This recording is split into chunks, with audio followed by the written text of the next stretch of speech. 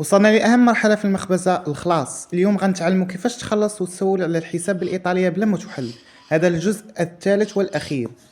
ملي تبغي تسول على شحال الحساب كتقول شحال الحساب عافاك.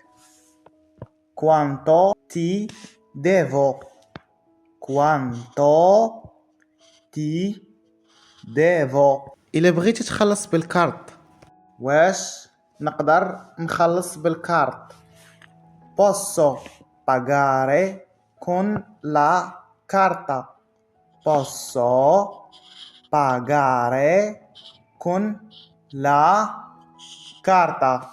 إلا شات الصرف وبغيتي تخليه ليهم، خلي الباقي عندك. tenga pure il resto tenga pure il resto. هكذا كنكونوا سالينا سلسلة المخبزة.